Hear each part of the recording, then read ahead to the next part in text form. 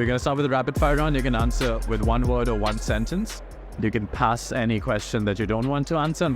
First question is, at what age do you want to retire? I am already retired. How long does it take you to get ready in the mornings?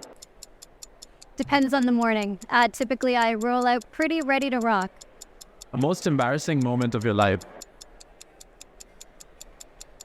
Okay, so I was doing a podcast, and I had eaten a sandwich, and I had sandwich stuck inside my teeth, and I was picking the sandwich out, but I didn't realize that although my audio was off, my video was on, and they were watching me pick out the sandwich. And then when they, noticed, I was like, oh my God. And then I had this moment of, oh, why would I be embarrassed about that? We're all just human.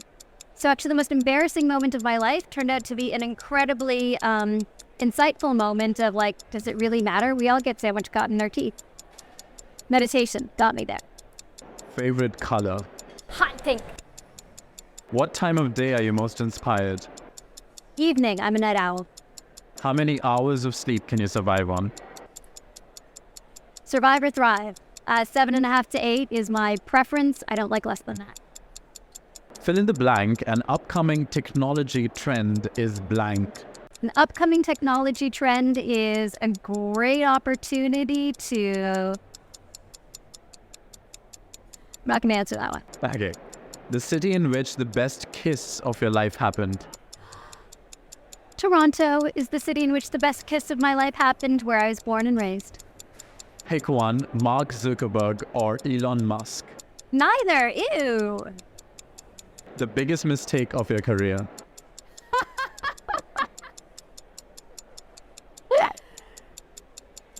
Pass. How do you relax? That's really obvious. Meditation, meditation, meditation. How many cups of coffee do you drink per day? 0. A habit of yours that you hate. Oh, okay. So a habit of mine that I used to have that I absolutely hate is being overly defensive. Somebody will bring up something and my ego will go, oh no, I need to hide the fact that I don't know that, or oh no, I need to prove that I'm right. My husband was the one who pointed out that habit and gave me the impetus to apply the meditation practice that I, so practiced to be able to get out of myself and say, oh yeah, why am I defending about that? That's really stupid. So kick that habit out to the curb. The most valuable skill you've learned in life. The most valuable skill I've learned in life is how to be kind and loving. Your favorite Netflix show. Pass. The last movie that you saw that had an impression on you. Pass. The last song you've been listening to. Pass. Okay, so now we go on to the longer questions, which you can answer with as much ease and time as you like.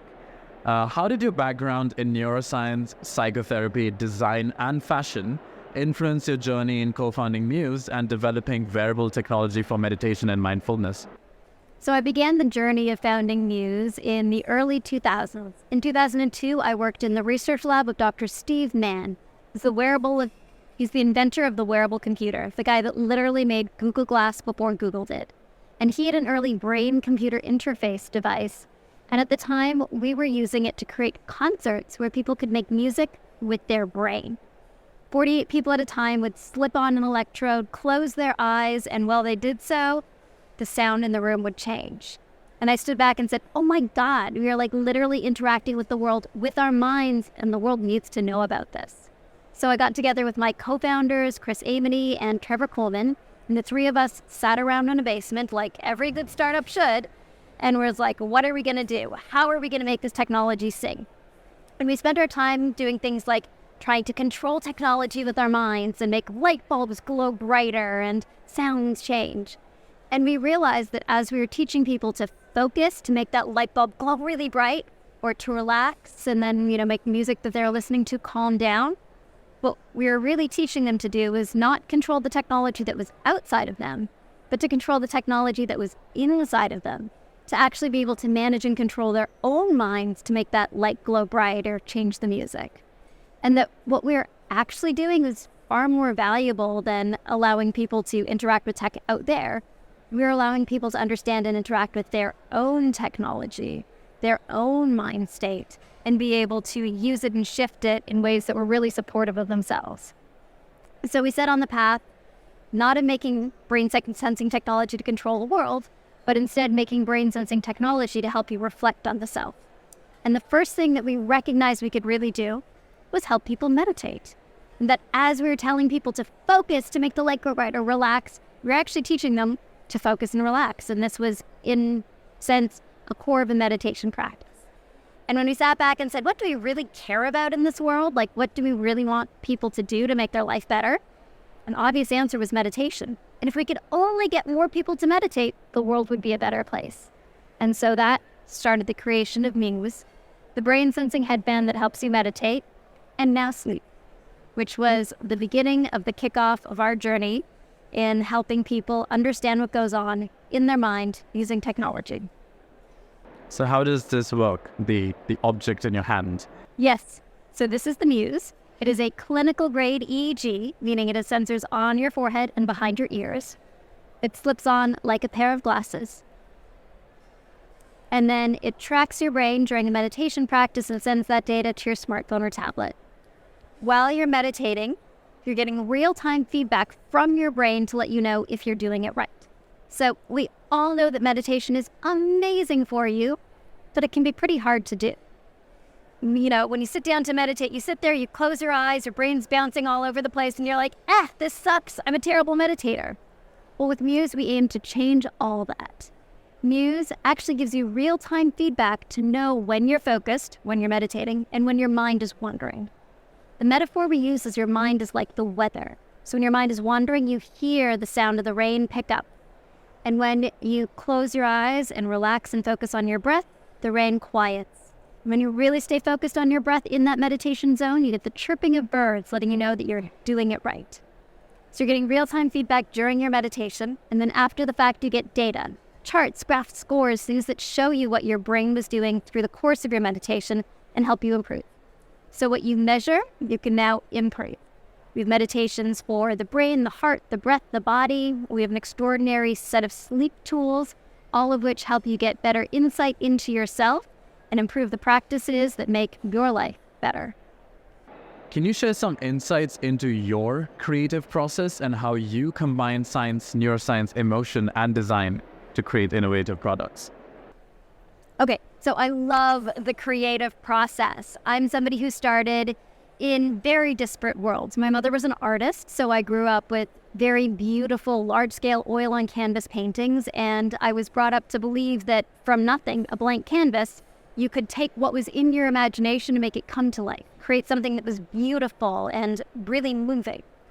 I also grew up in a household where my dad was an entrepreneur and a businessman, and so business was in my blood. I had a lemonade stand when I was 5 years old, and we sold lemonade with raspberries and mint in it because it was a better product. You know, it was like early product marketing.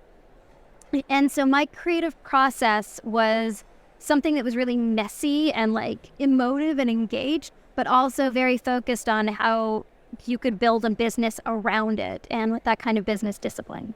I went off to study neuroscience because I was fascinated not just about lemonade, but actually about the brain and how we work, and then brought together the experience of creating stuff along the way. I was a fashion designer because that's another way of exploring creation in the self and creating cool products and making your ideas come to life, but a terrible, terrible business model. And brought all of that entrepreneurial spirit into the work that I did with Dr. Steve Mann in the lab, the inventor of the wearable computer, taking clinical grade EEG signal and bringing it into a product. And so it's been this incredible process of weaving both the emotive parts of life that are meaningful, the technological prowess that you get from a neuroscience degree, and the business sense, all combined with this sort of drive that will never stop. You know, you can have each of these pieces, but as you know, many of you listening are artists and entrepreneurs, and like the thing that drives you is the desire to create and that feeling in there that just won't let you stop. It just wants you to create the thing and bring it out into the world and make it happen. Along the way, I picked up a meditation practice, which taught me how to stop in a different sense. not how to, give up my passion or my ambition, but instead to create a space of quiet and calm that allowed me to be much more focused and much more intentional about what I was doing, and really choose the right paths rather than being reactive to it, and to take feedback on the creations and like meaningfully utilize that rather than just being defensive. So it's been this process of creative desire, drive, eventual discipline that honed me to be able to take in creative input and to drive forward. And then the whole other piece when you're running a business, which is being able to manage a team and being able to bring people into the vision to be excited about what you're doing and create an organizational structure that people can work in to all work together towards the same goal. So it's a very complex interweaving, a complex soup that probably a lot of you listening will identify with. And it's a process that continues. I'm not an expert at any of these pieces yet, but they seem to be getting better and better as I do them as time goes on. So you talk a lot about wearables. What do you think about Apple's new wearable? Apple's new VR wearable? Yes. So Apple's new VR wearable is very interesting. Obviously, Apple getting into something gives you the check mark of it's real, it's here, and Apple's going to do a darn good job of it.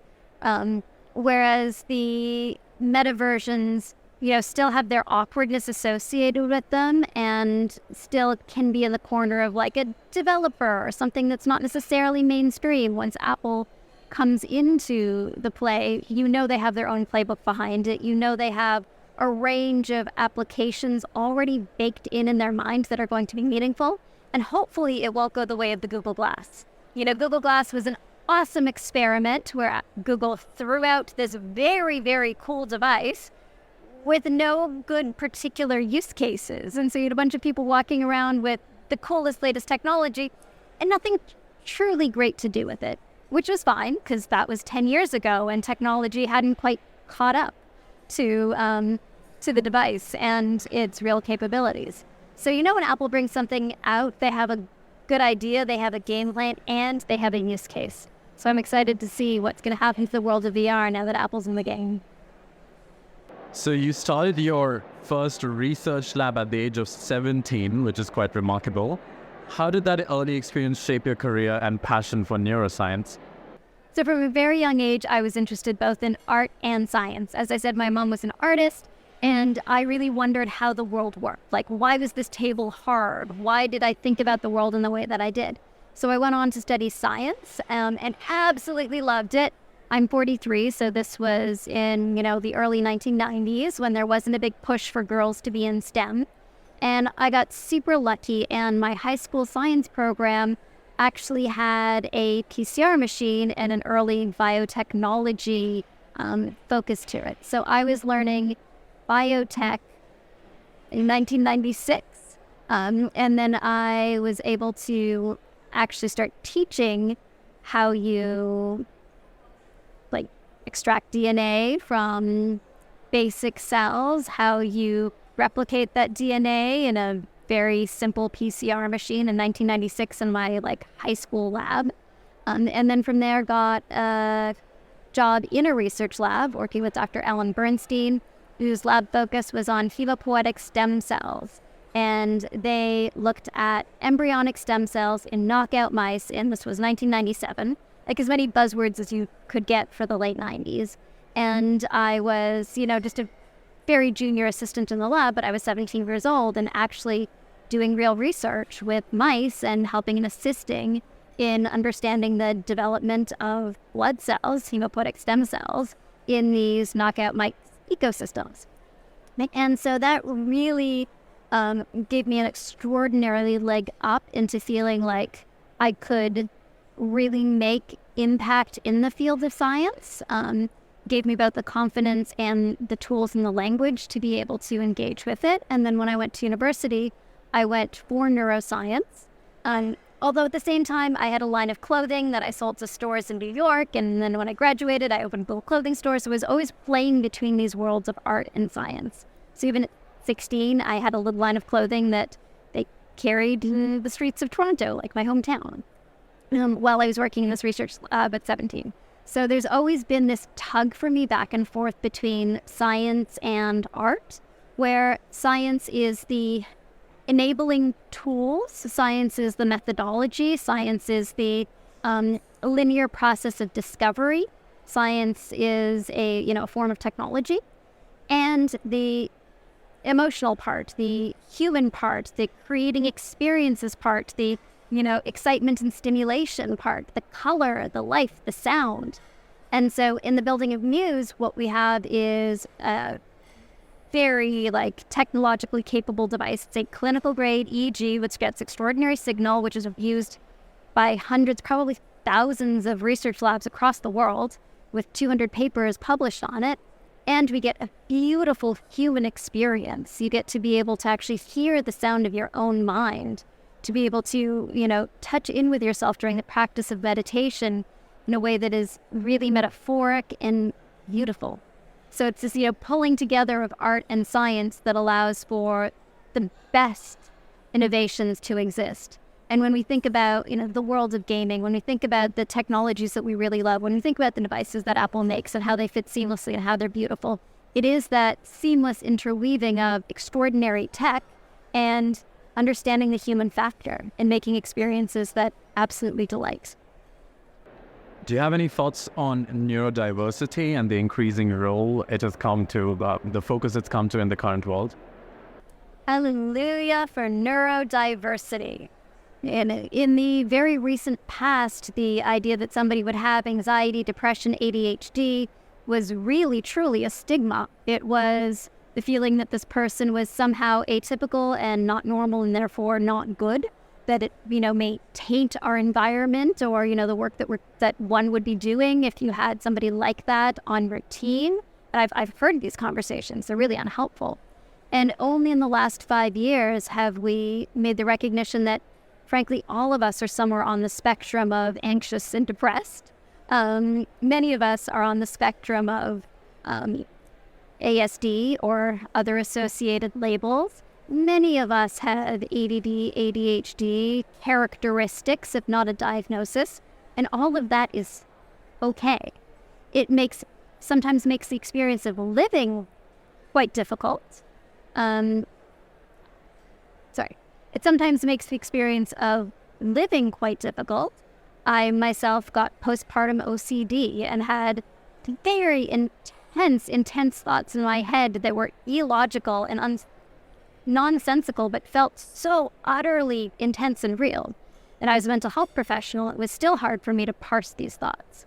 So, living with neurodiversity, living with a divergent mental experience can be extremely valuable in that it gives you insight, new skills, new capabilities, just a different way of being. It can also be extremely challenging. And so when we approach the question of what is it to be neurodiverse, is this a good thing, is this a bad thing, I think we first have to say, what is it to be a human? To be a human can be very challenging at some times, both mentally and physically. For some people, it can be even more challenging and hard to understand why your mind or your brain seems to work differently than other people, why you feel like you're blue all the time and it sucks, and for other people, they seem to be going about the world as it's fine. It can be very hard to reconcile these things, or you can have, voices and thoughts in your head that are just so sticky and compelling and suck. And why does everybody else seem to be just acting fine and not experiencing this? And when you're able to name it, label it, yes, labels can be bad things, but labels can also be very good things insofar as they can help you understand and put context to your own experience, and then allow you to access a myriad of tools and techniques that others who have experienced this can use, whether it is pharmaceuticals, meditation, talk therapy, CNET, DBT, groups. There's so many tools that you can use to help you make sense of your own internal experience and begin to shift those internal experiences to ones that are more supportive of your own life. So, neurodiversity is amazing. Neurodiversity has made some of the greatest art on this planet, whether that is, film, writing, songs, visual arts. Neurodiversity in ways that don't serve you can be terrifying and frustrating and crippling. Again, from some of that comes the ability to communicate about these and to create pathos to our human condition, but also it could just make your life really suck and feel really hard and doing bad. So, part of my mission in life is to help people understand that the stuff that your brain gives you, the thoughts that your brain is giving you that maybe is not so aligned with the world around you, are things that you are able to understand and shift and change. That you can actually have agency over your own mind insofar as you can have an understanding of it. Insofar as you can, stand outside your own self and be the observer of your experience and then take stock of that and say, is this serving me? Do I want to go down this path? Or is it not serving me? And maybe is it serving me sometimes and I want to make the choice to be here when I want to be here and also have the tools to take myself out of here when it really doesn't serve me to be there. So, psychotherapy is a great tool, trained as a psychotherapist. Meditation is an essential tool to help create that sense of observer and be able to get yourself out of your own mind, to be able to recognize what's going on, because otherwise you may just be subsumed by it, and to become a practice that allows you to identify when your thinking maybe is divergent in ways that aren't serving at that moment, or to notice that your thoughts are being divergent and to use it if it's, a creation for great art in that moment or something that's helpful, or stop doing it if it's something that's hurting the people around you. These are the sort of self-observations that something like meditation can help you make. And then tools and techniques like CBT, DBT, and a range of other psychotherapeutic methodologies, as well as pharmacology, which can help you gain real perspective. If you lived your life with anxiety and you then get on Paxil or Prozac or Zoloft for a period of time and realize, oh my God, I don't need to feel that way, that can be an incredible tool to help you understand the range of you. That the range of you can go from super anxious to actually okay, feeling like normal and grounded and able to engage, and then becomes like a methodology to help you learn, oh, well, when I'm here, I do have the option to bring myself here, whether it's with pharmacological help or without. Now that I know I can get here, what are the other means that I can use now that I've tasted it, now that I understand it, now that I can build capacity and return to this state. So this is a very long-winded answer to the question of what I think about neurodiversity. But here are, many of my stream of consciousness thoughts on the subject. So in contrast to using drugs or smart drugs to optimize brain chemistry, how does meditation go beyond altering brain chemistry and actually changing the structure of the brain permanently? Okay, so meditation makes real change in the brain. So meditation is not just this thing that you do that feels good. It actually can change the meat of this organ in your head in a number of different ways. So way number one, the part of your head here, you have your frontal cortex. The frontal cortex is kind of essential because it's the part of our brain that's associated with our higher order processing, with our planning, our attention, our inhibition.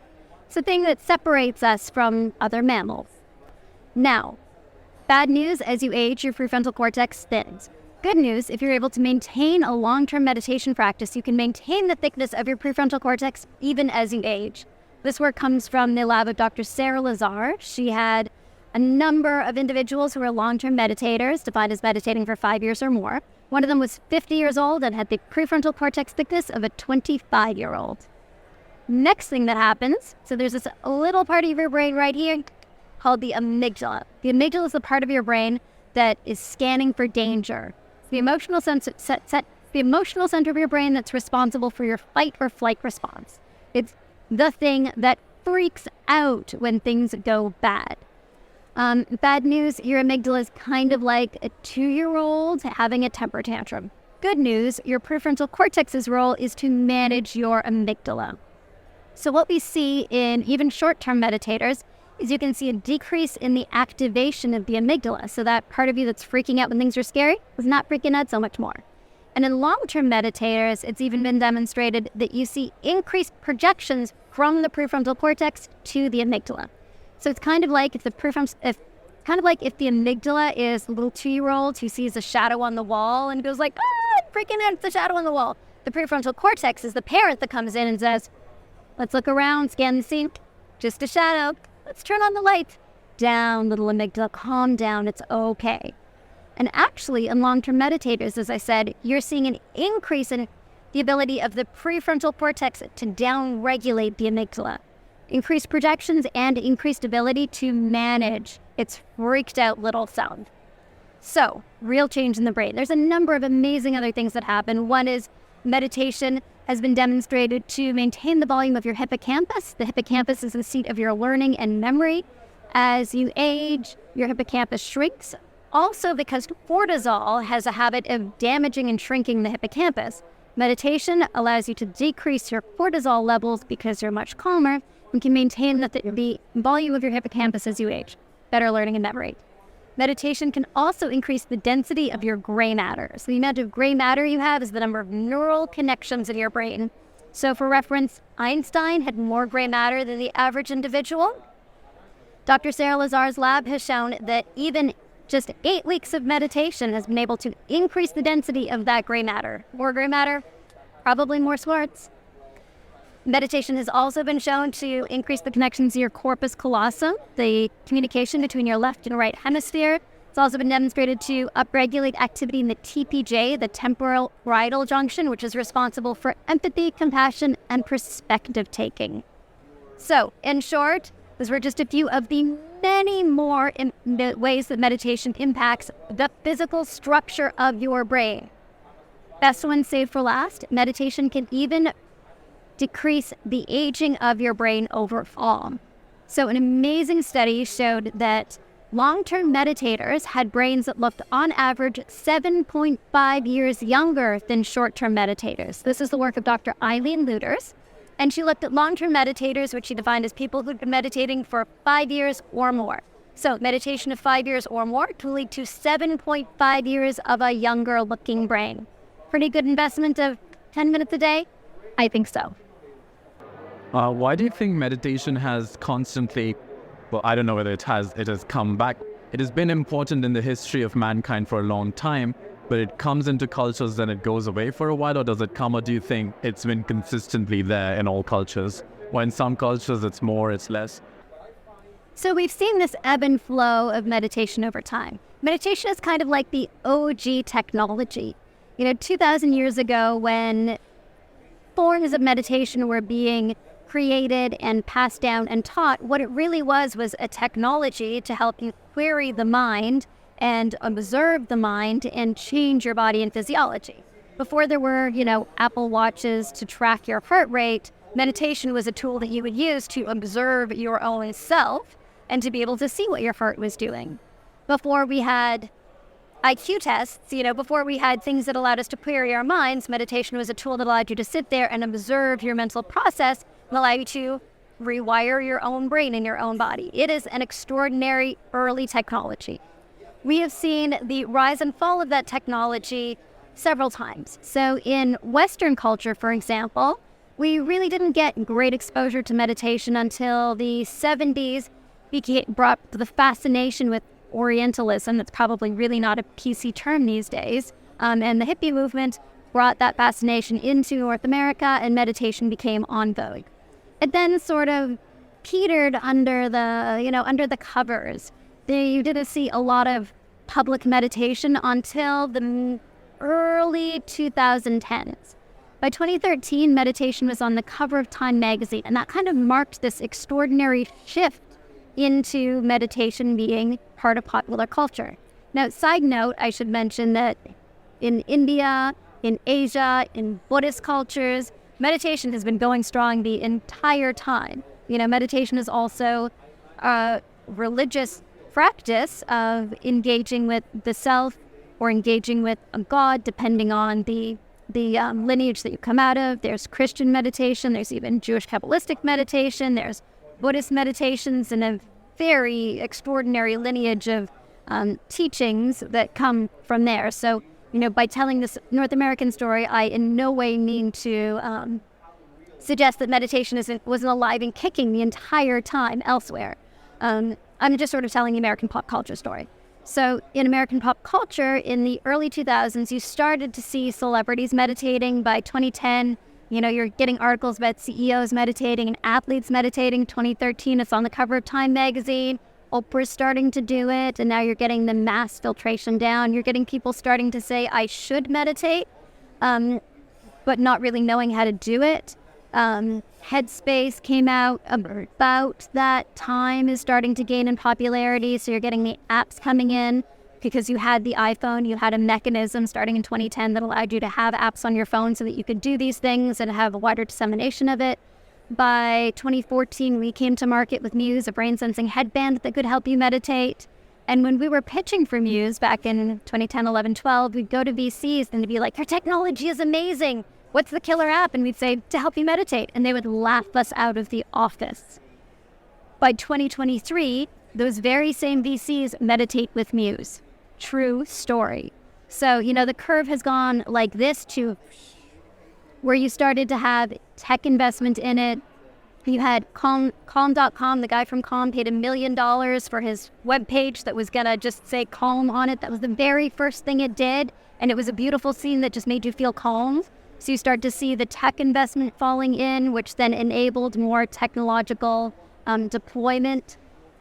Our popularity went from a device that we used by a few thousand people in 2012 when we first came out to, more in 2014 to now 2023, 500,000 people around the world have used Muse to start or enhance their meditation practice. You now have this medical sphere on it. You now have the idea of preventative medicine and healthcare and well care rather than sick care. So everybody knows that meditation is good for you because it can help you regulate your eating, regulate your physiology, decrease your chance of a heart attack, as well as all the, lovely softer stuff like have better relationships, have an increased sense of self, evolve to be a better person. And we've come to the moment of the zeitgeist where so many people meditate that it became a badge of honor. So in the same way that 7 or 8 years ago, carrying a yoga mat down the street and wearing, Lululemons was like the badge of, oh, you are cool, you're somebody who's doing good for yourself. You now have to meditate if you are in the know, if you're somebody who is, wanting to look like they are an evolved person. Good news, meditation actually does help you become an evolved person and possibly care less about what other people think of you in your meditation practice. But it's really, it's reached an inflection point where people in middle America are learning meditation in school, where it is a thing that your doctor is telling you to do. It is a thing that, people buy muses for their sister-in-laws because they think that she should meditate and wants to get into it. So meditation, we now understand its benefits. There's over 10,000 publications that demonstrate the value of meditation to improve your attention, decrease your stress, decrease your heart rate, change your risk of hypertension, improve your GRE scores, help you do better at work, and. So meditation is here, I think this time, to stay. It's in the trend curve, but it's moved beyond the trend curve because it actually has a real impactful value in people's lives. And once you start a practice and get it to stick, most people say, I want to meditate every day because it makes my life feel better. You don't really hear that about, the latest trend or the latest, nail polish or whatever it is. So I'm really proud to be on the curve of making real lasting change in people's lives.